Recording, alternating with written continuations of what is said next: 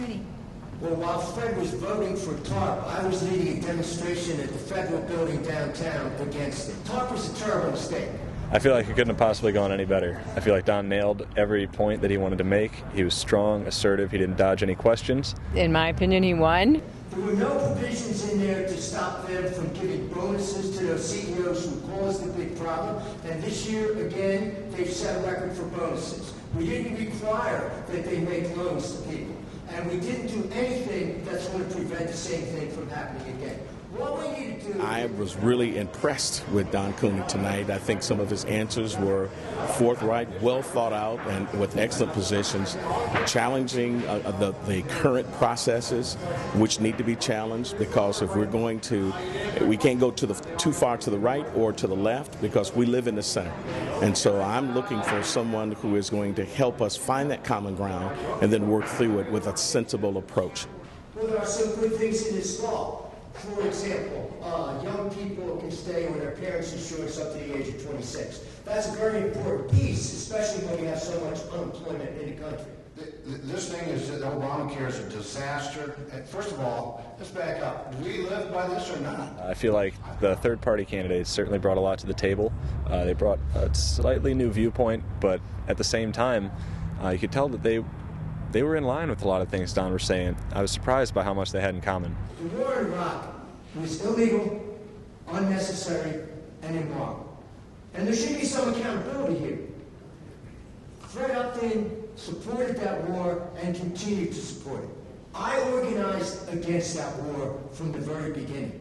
Oh, man. I wish these people would go over there and start fighting those wars, Let's see them get their butt over there and get shot at, and for what? It really makes me mad. And then, I better watch what I say. And so it was encouraging to see guys like the U.S. taxpayers candidate, the Libertarian candidate, come out and say that not only is the war too expensive, but it was the wrong move to begin with. We should not have been there. I feel like Fred looked confused up there. It was like he was trying to find where to stand.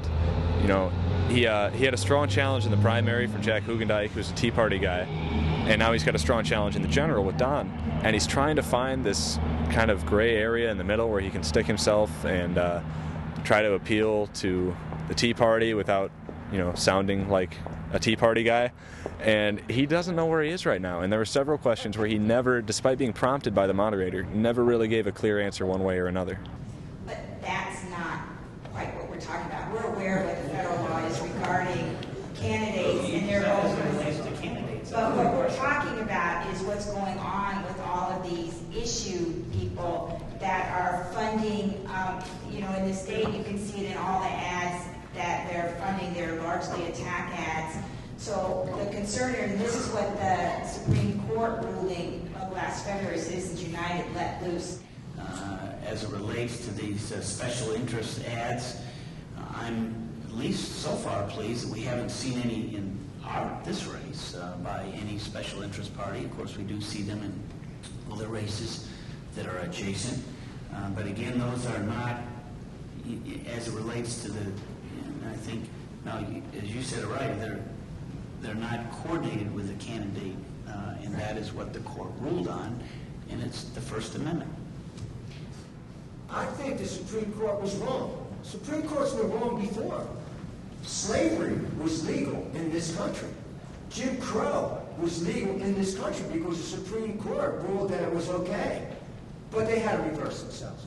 And they're going to have to reverse themselves on this. It is wrong that we have ads that are put out there and we don't have the slightest idea who put them out there. There's too much money in politics. Justice Brandeis had it right. You can have democracy or you can have great inequality in wealth, but you can't have both. The difference is Don's focus is so much on the average everyday person, and for better or for worse, Fred really seems to be focused on how can we make big companies, big corporations, big people with lots of money and power, how can we keep money and power with them? Don really has, it seems, more of a concern for the average everyday person. There's a reason people keep electing Dr. Don Cooney, because he's right there for the people.